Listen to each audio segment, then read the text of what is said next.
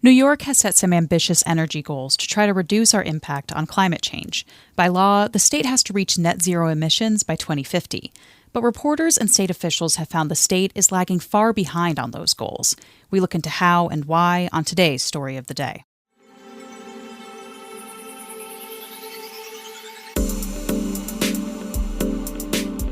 Support for Story of the Day comes from the St. Lawrence County Community Development Program, now accepting applications for the Head Start program to prepare children ages 3 to 5 for school. Online at slccdp.org/head-start.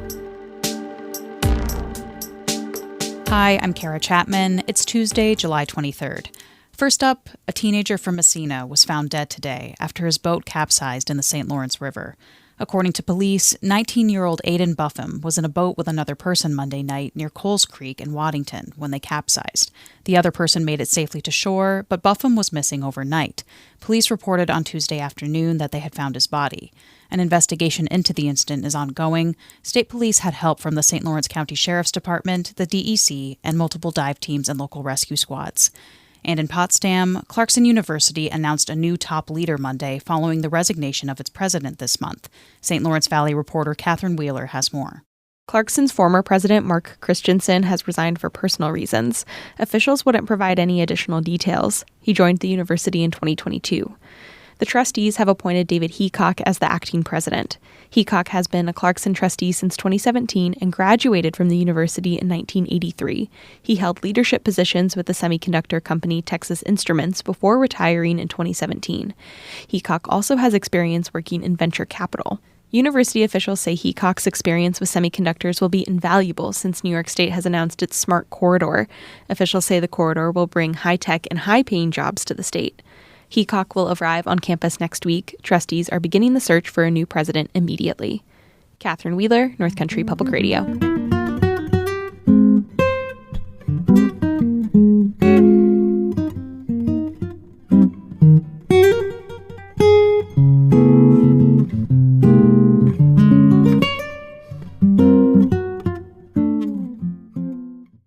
In 2019, New York passed the most ambitious climate change law in the nation.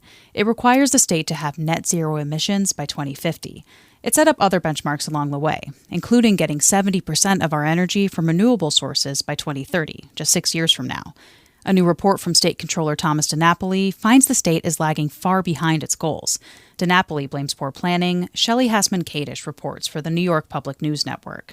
DiNapoli says regulators used outdated data and wrong calculations to assess the risks and challenges to meet the targets in the Climate Leadership and Community Protection Act. The legislation passed in 2019 requires the state to get 70% of its electricity from renewable energy sources by 2030. The audit also says the New York State Energy Research and Development Authority have failed to develop a backup plan. DiNapoli recommends that the Public Service Commission be transparent about the cost of transitioning to renewable energy and account for the impact of growing electricity demand on the power grid. Regulators cited in a recent report that some global conditions, such as increased demands and dwindling supplies of renewable energy, may create barriers to reaching that goal.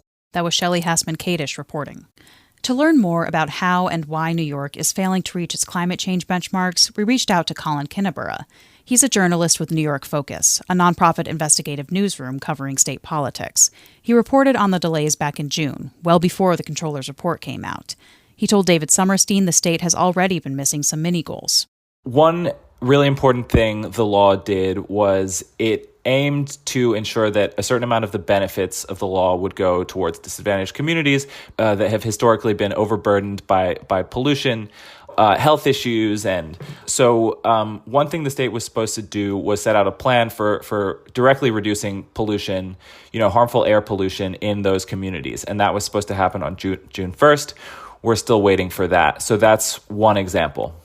We're finding that getting people and businesses and whole societies to change the way they do anything is so complicated and so difficult and in many ways intractable. Is it possible that this ultimate goal and even these mini goals that the state passed in law, that was just too overambitious.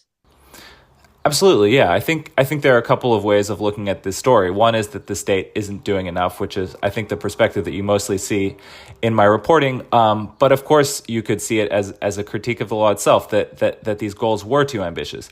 I think what you would hear from the proponents of the law, from the framers, and the people who are still doing so much of the hard work to get it done now, is that these are really, if we are going to keep up, meet New York's commitment to these big international targets that we need to keep warming from spiraling out of control, the way they put it is that this is really the minimum that we need to be doing. And I think everyone recognizes how immense of a task it is.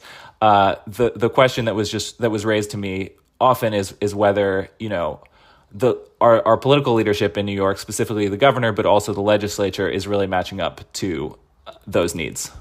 In your article, you spoke with one person, Eddie Bautista from the New York City Environmental Justice Alliance, said, pretty starkly, in just 5 short years, we've gone from being visionary leaders to not being able to implement our own laws. It's just insane. What kind of things were you hearing, from advocates and supporters of this law about the way the state has been going about trying to reach these goals? Well, New York, continues to maintain that it's a climate leader. That's really been its line since passing this law. That we have this nation-leading climate law and all these things to back it up. I think in the last year or two, though, especially, we've really seen the governor, I would say in particular, kind of wobble on some of the aspects of the law, precisely because, as you said, it means such a total overhaul of basically how we run our economy, right? From the way we get around to the buildings we live in and everything else that goes with that.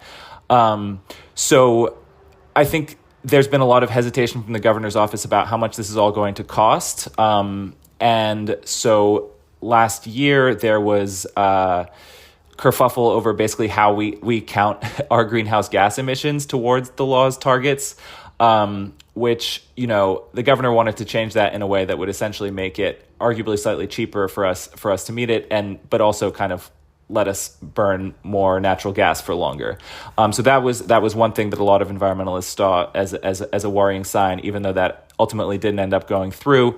We've been talking about what the state hasn't been or has been slow to achieve. What has New York State done well? I think the biggest thing that people point to is building out rooftop and smaller scale solar, what's known as community solar. There's a target in the law of building out 6 gigawatts by 2025. We're already at, I think more than 90% of that. But that only contributes at really a small fraction to the state's total energy production. So it's not all that much. There has been some progress on improving energy efficiency in buildings. That's another 2025 target. As a journalist, what are you going to be paying attention to in the second half of the year and into 2025 to see if the state is doing any better? Whether and when they release these rules for what's called cap and invest to put a price on emissions, that's really by far the biggest thing because, as I said, it's going to affect the entire state's economy. It's called a price ceiling they set, so basically the limit on how expensive it would be to pollute. That's pretty crucial because if it's low, then you could argue that it gives polluters a pass. So that's by far the biggest thing. Of course, we're going to continue watching the state's renewable build out. There have been a lot of speed bumps the last couple of years with mostly due to economic pressures, inflation, basically the post-COVID shock, the supply chain. That's starting to get back on track. So we'll continue watching that as well. Colin Kinnabura is a reporter covering climate change for the nonprofit newsroom New York Focus. He spoke with David Summerstein. You can find more stories from our series about climate change and its impact on the region at our website, ncpr.org/climate. The series is made possible through the generous support of Margot and John Ernst. Music today by Christopher Watts of Canton and Paul Myers of Colton. I'm Kara Chapman, North Country Public Radio.